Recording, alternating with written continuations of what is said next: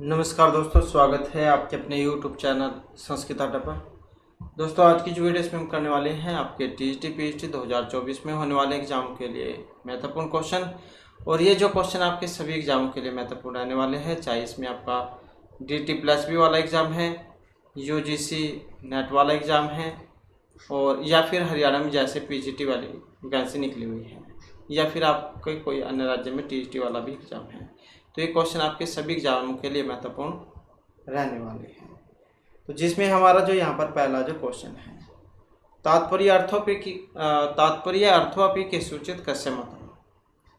तो ये जो यहाँ पर पंक्ति जो आई है, ये मत है भरतस्य, विश्वनाथस्य, आचार्य जगन्नाथस्य या फिर मीमांसकस्य।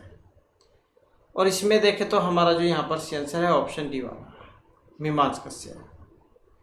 तो मीमांसक जो है ये तात्पर्य जो शक्ति है इसको स्वीकार करते हैं, तात्पर्य जो शक्ति है इसको मीमांसक स्वीकार करते हैं। और मीमांसकों में जो कुमारिल भट्ट है ये मानते हैं तात्पर्य अर्थ को। कौन? कुमारिल भट्ट। तो ये जो है मानते हैं किसको? तात्पर्य शक्ति। और कुमारिल भट्ट जो है इनको अभितानी अन्वयवादी माना गया है। इसके बाद आ जाता है अगला क्वेश्चन हमारा। क्वेश्चन आ जाता है आयुर्घृतम इत्यत्र लक्षण। तो यहाँ पर जो आयुर्घृतम जो आया है इसमें लक्षण है, तो शुद्ध सारोप उपादान लक्षण या शुद्ध साध्यवसान लक्षण। आयुर्घृतम में लक्षण है। अब जो यहाँ पर लक्षण जो आई है इसमें ऑप्शन ए वाली कौन सी है? तो शुद्ध स्वरूप लक्षण है इसमें। तो इसका उदाहरण है ये।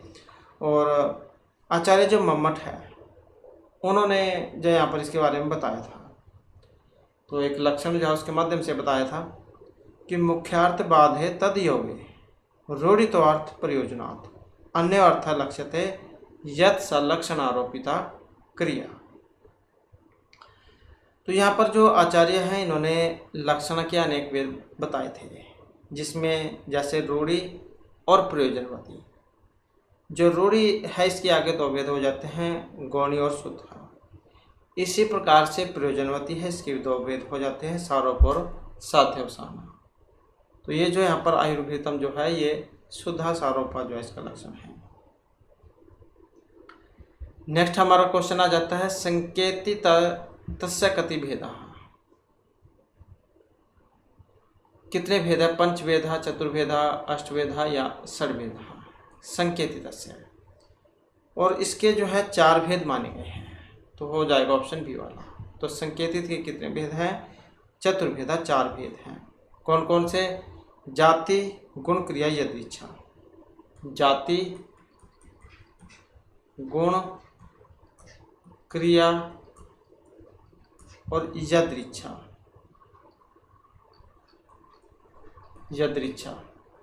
तो ये जो 4 है यहाँ पर ये माने गए हैं संकेतित के 4 भेद। जाति को मीमांसक मानते हैं।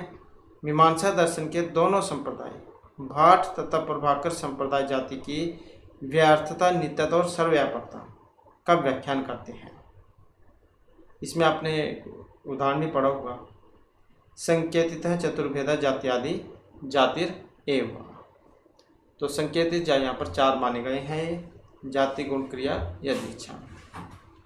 इसके बाद जो नेक्स्ट क्वेश्चन आ जाता है समचित्रम वाच्यचित्रम व्यंग्यम किम अस्ति। मध्यम काव्यम, अवर काव्यम, उत्तम काव्यम या न किमपि। समचित्र ये किसके अंतर्गत आता है? समचित्रम वाच्यचित्रम व्यंग्यम। तो इसको जो माना गया है अवर काव्य के अंतर्गत, अवर काव्य या फिर आधम काव्य आप कह सकते हैं। आचार्य मम्मट जो इन्होंने काव्य के 3 भेद बताए थे, उत्तम, मध्यम और आधम काव्य। तो ये अधम जो है इसको अवर काव्य भी कह देते हैं। तो व्यंग्यार्थ से रहित सबचित्तर तथा अर्चचित्तर 2 प्रकार का आधम काव्य कहा गया है। काव्य के 3 भेद हैं, उत्तम, मध्यम और आधम। उत्तम ध्वनि काव्य, मध्यम गुणीभूत व्यंग्य काव्य, और जो अधम या फिर अवर काव्य इसे चित्र काव्य भी हम कह देते हैं। और जो चित्र काव्य है इसके आगे 2 भेद हो जाते हैं, शवचित्तर और अर्थचित्तर। नेक्स्ट आ जाता है हमारा शंख चक्रो हरि इत्यत्र अनेकार्थक हरि शब्द है कस्मात् कारणात् अच्युत है अर्थ नियंत्रित भवति संयोगात साचर्यात प्रयोगात या विरोधित्वात् स शंख चक्रो हरि।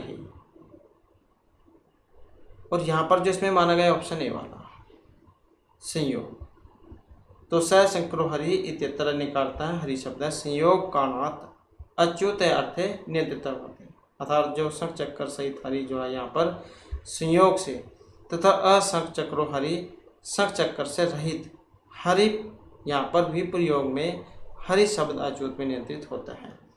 तो इतना आप याद रखिएगा। तो शंख चक्रो हरि या यहाँ पर ये संयोग कांड से है।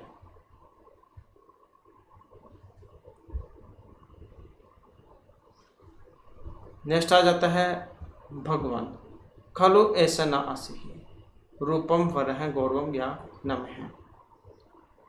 भगवान वरह खलु ऐसा न आसी, भगवान यह वस्तुतः वर है केवल आशीर्वाद नहीं, कि भगवान यह वस्तुतः वर है केवल आशीर्वाद नहीं।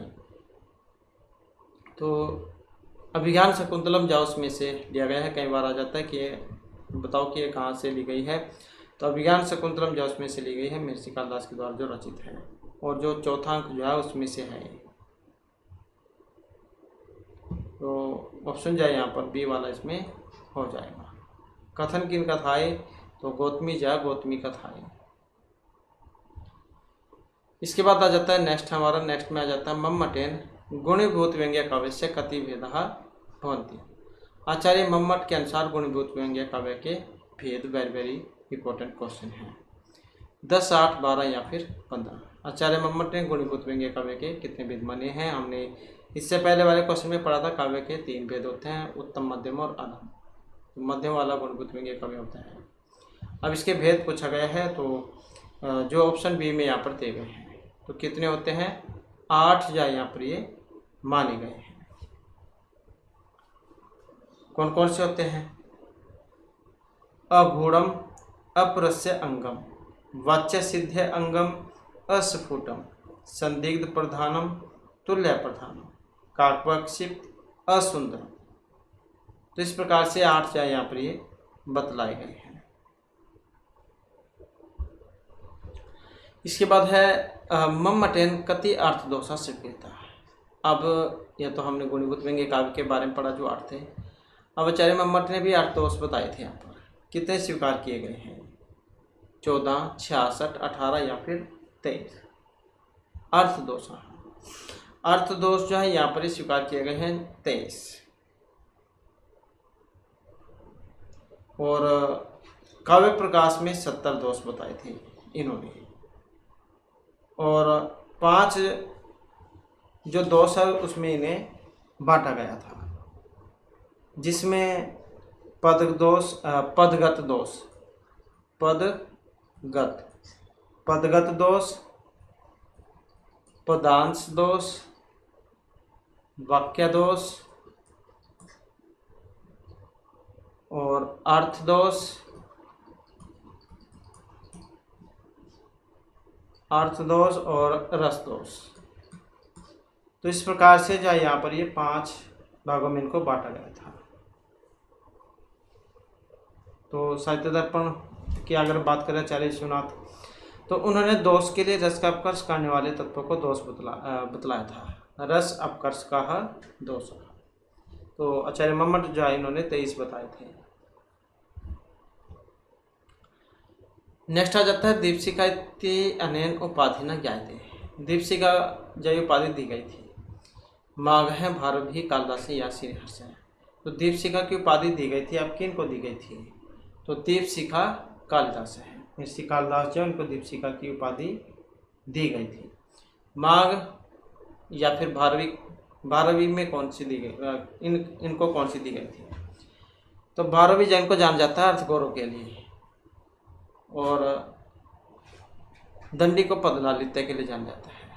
और महर्षि जो माघ है उसमें भारवी, दंडी और कालिदास इन तीनों के गुण माने गए हैं। तो और जैसे यहाँ पर माघ है, तो उन उपाधि कौन सी दी गई थी इनको? घंटा माँ की, घंटा माँ की। और भारवी को कौन सी दी गई थी? आत्मपत्तर की। और श्रीहर्ष को, इनको दी गई थी उत्प्रेक्षा की। कई बार पूछ ले जाता है, जैसे कालिदास को दीपशिखा की दी गई, श्रीहर्ष को उत्प्रेक्षा कवि की दी गई, और माघ को घंटा माघ की, घंटा माघ। और जो भारवी हैं इनको आत्मपत्तर की, आत्मपत्तर। इस प्रकार से उपाधियाँ जो इनको दी गई थी।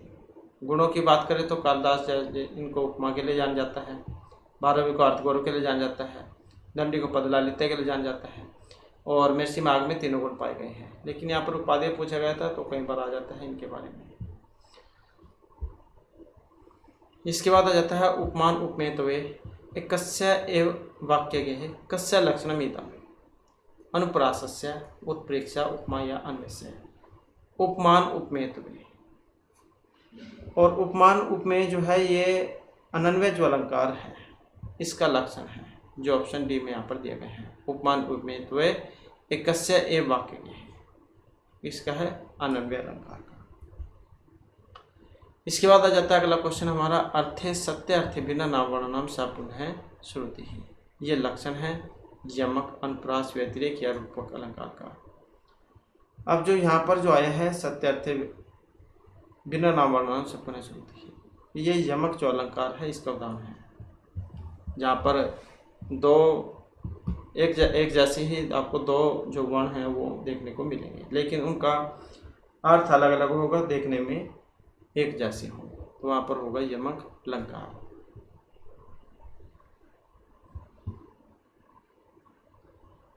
इसके बाद है काव्य प्रकाशस्य मंगलाचरणे कबीर भारती अस्ति। काव्य प्रकाश के मंगलाचरण, कबीर भारती व्यंग्य प्रचुरा, अलंकार युक्ता, नवरस रुचिराम या षड संयुक्ता। तो कवि भारती जो यहाँ पर ऑप्शन बी वाली मानी गई है, नवरस रुचिराम। यहाँ पर क्या है, ब्रह्मा की सृष्टि में मधुर, अमल और लवण, कटु, कुसाय और तीख, ये 6 रस पाए जाते हैं, जबकि कवि सृष्टि में 6 रसों के स्थान पर 9 रस होते हैं। इसलिए कवि की सृष्टि नवरसा और रुचिरा होने के कारण ब्रह्मा की सृष्टि की अपेक्षा अधिक उत्कृष्ट मानी गई है। तो 9 रस माने हैं वैसे तो, श्रृंगार, हास्य, कुरुवृत्त, वीर, भयानक, विभत्स, अद्भुत और शांत रस। तो यहाँ पर क्या है, ये ब्रह्मा की सृष्टि में 6 बतलाए गए थे, मधुर, अमल, लवण, कटु, कुसाय और तीख। तो ब्रह्मा की सृष्टि में 6 रस थे और कवियों में थे ये 9। तो यहाँ पर काव्य प्रकाश से मंगलाचरण में नवरस रुचिराम इसको माना गया है, 9 रस को। इसके बाद है क्रियापर्थी सद्यपि फल व्यक्ति, ये लक्षण है।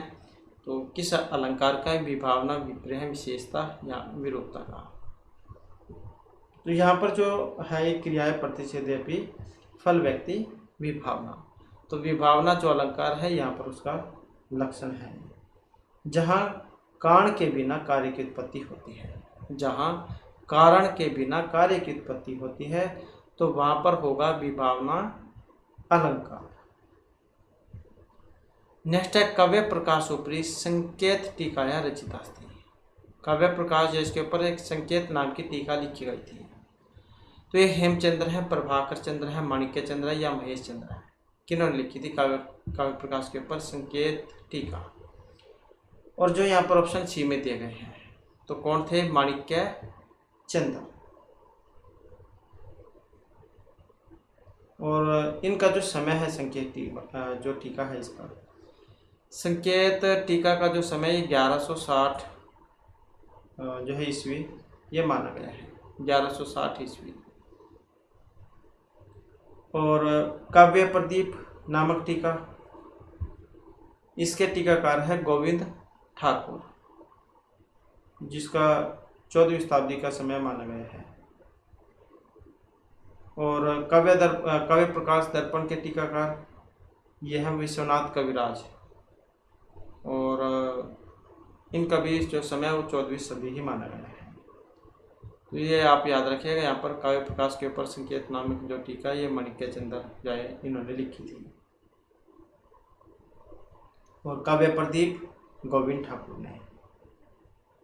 और काव्य प्रकाश दर्पण के टीकाकार ये है विश्वनाथ कविराज। नेक्स्ट आ जाता है विज्ञान शकुंतला से षष्ठ अंक है का अप्सरा मंचे भवती। आप ज्ञान शकुंतलम का जो छठा अंक है इसमें एक अप्सरा होती है मंच पर। वैसे तो टोटल 7 अंक है लेकिन छठे की बात है यहाँ पर। तो ये सानुमति, भानुमति, ज्ञानुमति, ज्ञानमति कौन थी? और जो ये ऑप्शन ए में दी गई है। तो छठे अंक में जो अप्सरा का जो वर्णन हुआ है ये सानुमति है।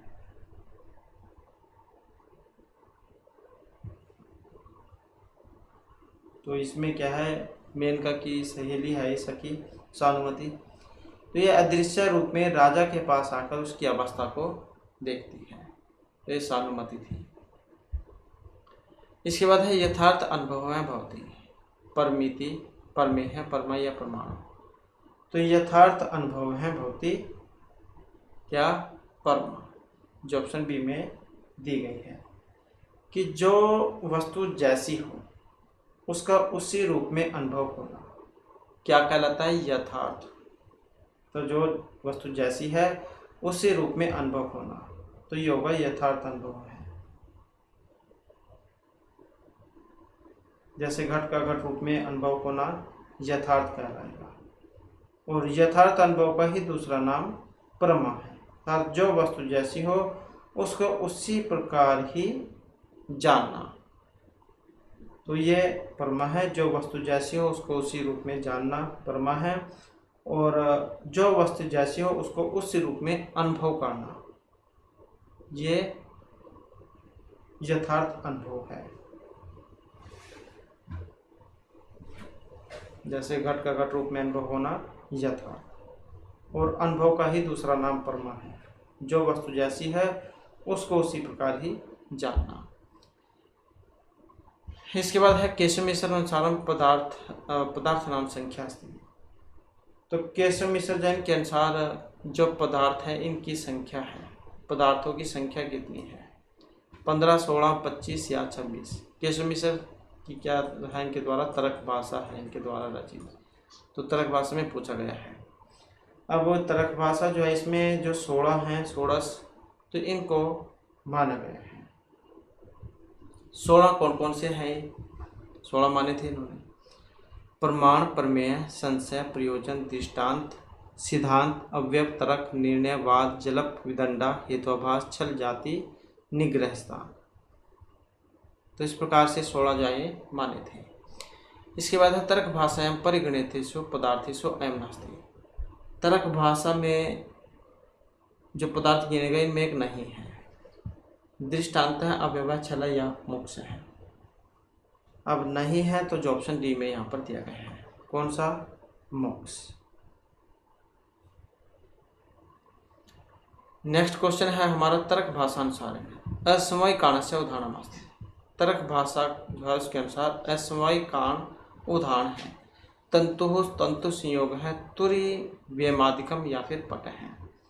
और जो ऑप्शन बी में है यहाँ पर तंतु संयोग है। तर्क भाषा के अनुसार असमय का कारण उदाहरण कौन सा है? तंतु संयोग। नेक्स्ट है संस्कार मात्र जन्यम ज्ञानम उचित पदेन पूर्वत। संशय है, विप्रिय, तर्क या स्मृति है। संस्कार मात्र जन्य ज्ञानम, तो ये कहलाता है स्मृति। स्मृति मात्र से उत्पन्न ज्ञान क्या कहलाएगा? स्मृति कहलाएगा। स्मृति जो है ये 2 प्रकार की होती है। कितने भेद होते हैं स्मृति के? 2, यथार्थ और अयथार्थ। नेक्स्ट आ जाता है तर्क भाषा में परमा प्रउक्ता। तो तर्क भाषा में परमा कही गई है। स्मृति ही यथार्थ अनुभव है, विप्रिय है या संशय है। अब इनमें अगर हम देखें तो जो ऑप्शन बी में है, तो यह यथार्थ अनुभव को कहा गया है। यथार्थ अनुभव है परमा, यथार्थ अनुभव ही परमा है। और यह यथार्थ पद से संशय, भ्रांति तथा तर्क इन अयथार्थ अनुभवों का निराकरण किया गया है। अनुभव पद के द्वारा स्मृति का निराकरण किया गया है। स्मृति वह ज्ञान है जिसका विषय पहले ही ज्ञात होता है। स्मृति से जो भिन्न ज्ञान है ये अनुभव है। तो परमा जो है यहाँ पर यथार्थ ज्ञान, यथार्थ अनुभव को कहा गया है। यथार्थ अनुभव है परमा। इसके बाद है संख्याकारी का अनुसारम सत तत्वम किम। गुण जो 3 होते हैं, सत्व, रज और तमोगुण। तो ये जो सत्व जो गुण है ये कौन सा है? सत्व गुण जो है इसको लघु माना गया है, हल्का भी होता है और ऊपर की ओर गमन करने वाला इसको माना गया है। रजोगुण जो है, रजोगुण को कौन सा माना गया है? इसको माना गया है चलम। तो ये रजोगुण है। और एक होता है तमोगुण। तम जो है ये भारी होता है। कौन सा होता है? भारी होता है तमोगुण, इसलिए ये नीचे की ओर गमन करने वाला माना गया है। सत्वम लघु प्रकाशकम इष्टमकम, सत्वम लघु प्रकाशकम इष्टम उपष्टमकम चलम च रजः गुरु वर्णकम एकम तम है प्रदीपवत अर्थतः वृत्ति। इस प्रकार से जो है यहाँ पर ये गुणों के बारे में बतलाया गया था। सत्व गुण को लघु प्रकाशक माना गया है, रजोगुण को चल, सक्रिय, उपष्टंभक, उत्तेजित करने वाला माना गया है, और जो तम गुण है इसको भारी और नीचे की ओर गमन करने वाला माना गया है। नेक्स्ट आ जाता है सत्कार्यम किम निम्नलिखितेषु किम श्रुतम। अब सत्कार्य क्या है? सही जो आपने बताना है। सर्वसंभव अभावात् शक्तस्य शक्य कारणात् कारणभावात् उपादान ग्रहणात् सत्कार्य। सत्कार्य जो है इसको माना गया है उपादान ग्रहणात्, जो ऑप्शन डी में यहाँ पर दिया गया है। तो यहाँ पर भी क्या है? सत्कार्यवाद जो इसकी सिद्धि के लिए 5 जो कारण है बतलाए गए थे। किसमें? सांख्य दर्शन में। असद कारणात् उपादान ग्रहणात् सर्वसंभव अभावात् शक्तस्य शक्य कारणात् कारणभावात् सत्कार्य। तो इस प्रकार से था ये उपादान ग्रहण यहाँ पर माना गया है। उपादान ग्रहण क्या होता है? तो कार्य को उत्पन्न करने के लिए उपादान कारण को ही ग्रहण किया जाता है। कार्य को उत्पन्न करने के लिए उपादान कारण को ही ग्रहण किया जाता है। जैसे घड़े को बनाने के लिए पत्थर को प्रयोग में नहीं लाया जाता, मिट्टी को ही प्रयोग में लाया जाता है। कहने का मतलब है कि जिससे जो वस्तु बन सकती है उसी का तो प्रयोग किया जाएगा। इसके बाद आ जाता है संख्या कारिका अनुसार पुरुष हस्ती। संख्या कारिका के अनुसार पुरुष है प्रकृति, विकृति, न प्रकृति, न विकृति या फिर अनिर्वचनीय है। तो संख्या कारिका के अनुसार पुरुष है। अब इनको क्या माना गया है? तो पुरुष जो होता है वो न प्रकृति और न ही विकृति है। संख्या के अनुसार पुरुष की सत्ता स्वयं सिद्ध है।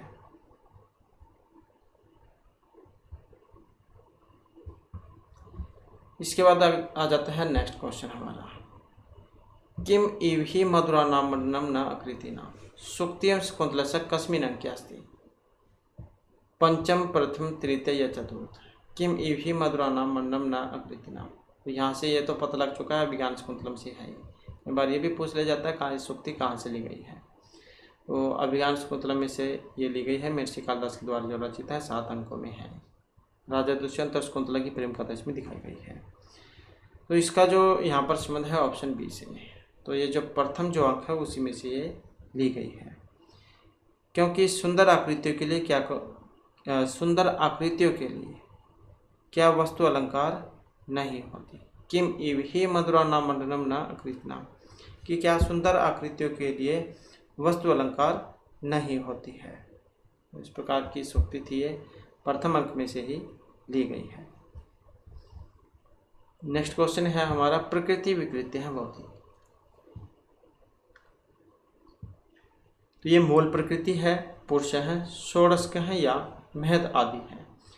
प्रकृति विकृति है भौतिक और महद आदि जो ऑप्शन डी में दी गई है। प्रकृति की विकृति महद आदि है और प्रकृति एवं विकृति की संख्या कितनी है? तो इनकी संख्या जो है 7 मानी गई है। जो महद, अहंकार तथा पंच तन्मात्राएं। अब पंच तन्मात्राएं कौन कौन सी होती हैं? शब्द, स्पर्श, रूप, रस, गंध। इन्हें कारण एवं कार्य के नाम से जाना जाता है। केवल विकृति अथवा कार्य की संख्या 16 है और षोडश का तो विकार है। 16 कौन कौन सी हैं? जैसे पंच ज्ञानेन्द्रिया, पंच कर्मेंद्रिया, पंच महाभूत और एक मन। तो इस प्रकार से 16 ये हो जाती हैं। तो प्रकृति विकृतियाँ जो है यहाँ पर महत आदि जो है इनको माना गया है। और संख्या कितनी होती है इनकी? 7। महत, अहंकार और पंच तन्मात्राएं, रूप रस गंध स्पर्श, तो ये टोटल 7 है। इसके बाद है संख्या कारिकायः कारिकांश न प्रकृति न विकृति कम सूच्यते पुरुषम महाभूत संज्ञम मोक्षम या संसार उत्तरोत्तर तत्वम। तो संख्या कारिकायः कारिकांश न प्रकृति न विकृति ये सूचित करता है पुरुष को, जो ऑप्शन ए में दिया गया है। तो संख्या कारिका के अनुसार जो पुरुष है प्रकृति और न ही कारण है, न प्रकृति नहीं कारण है, जबकि प्रकृति मात्र कारण है, जबकि महत, अहंकार और पंच तन्मात्रा कारण और कार्य दोनों हैं। तो बस आप इतना याद रखिएगा, यहाँ पर प्रकृति और विकृति जो है ये पुरुष को यहाँ पर माना गया है। इसके बाद न प्रकृति न विकृति एवं कारिकांश से कस्मी प्रयुक्त है। अभी किन के लिए आया था ये? अहंकार, ज्ञानेन्द्रियाँ, पुरुषाय या कर्म इंद्रियाँ। एक क्वेश्चन जो होता है उसको पूछने के बहुत सारे तरीके हैं, तो ऑप्शन डी वाला यहाँ पर इसमें रहेगा। तो पुरुष जो उनके लिए आई थी कि पुरुष न किसी की प्रकृति है और न किसी की विकृति है, न किसी का कारण है न किसी का कार्य है। इसके बाद है उपादान ग्रहणम इति साधक हेतु अस्ति। उपादान ग्रहणम सृष्टि कर्मस्य प्रत्यसर्गस्य सत्व कार्यवादस्य या फिर केवलस्य उपादान ग्रहणम। अब इनमें अगर हम देखें तो ऑप्शन सी को माना गया था। उपादान ग्रहणम ये है सत्कार्यवादस्य। हमने पहले क्वेश्चन पढ़ा था सत्कार्यवाद वाला, इसमें उपादान ग्रहणम आया था। अब यहाँ पर इसको उल्टा दे दिया गया है। तो जो कार्य जिस कारण में पहले से विद्यमान रहता है तो उस कार्य के लिए उसी कारण का ग्रहण किया जाता है। जैसे दधी के उपादान कारण दूध का ही ग्रहण किया जाता है। जैसे आपने दही बनानी है तो सबसे पहले तो दूध ही चाहिएगा, तो यही उपादान कारण यहाँ पर बताया गया है, क्योंकि उसी से दही बनेगी, किसी और से नहीं। तो जैसे उसमें गड़े के बारे में था, गड़ा बनाने के लिए मिट्टी की जरूरत होगी ना कि पत्थरों की। इसके बाद है संख्या कारिकानुसार अव्यक्तम भवति असामान्यम अनाश्रितम अपरसर्वधर्मी या फिर आवश्यम। संख्या कारिकानुसार अव्यक्तम। अब जो यहाँ पर ऑप्शन बी में दिया गया है तो क्या है? ये अनाश्रितम है। इसके बाद है श्रीमद्भागवते श्री कृष्ण से ज्येष्ठ पुत्र से नाम क्यों। श्रीमद्भागवत जो गीता है, श्री कृष्ण के जो बड़े पुत्र थे इनका नाम शाम है, प्रद्युम्न है, संकर्षण है या अनिरुद्ध है। तो इनका जो है जो ऑप्शन बी में है। तो ज्येष्ठ पुत्र जिनका नाम क्या था? तो प्रद्युम्न जो है इनका नाम था। और इनकी कितनी पत्नियां थी श्री कृष्ण की? तो इनकी 8 पत्नियां जो थी, 10वें पुत्र थे। तो सबसे पहले प्रद्युम्न था, सबसे बड़ा है। इसके बाद फिर 4 देवल, सुदेवल, चारुदेह, सुचारु, विचारु, चारु, चरुगुप्त, भट्टाचारु और चारुचंद्रा। तो इस प्रकार से 10 थे इनके पुत्र और ये सबसे बड़ा था प्रद्युम्न। तो इस प्रकार से जो हमारी आज की क्लास और यहाँ पर महत्वपूर्ण ये क्वेश्चन थे। नेक्स्ट वीडियो की इससे आगे के जो महत्वपूर्ण क्वेश्चन है उनको हम कंप्लीट करेंगे। और दोस्तों हमारे साथ अंत बनाने के लिए धन्यवाद।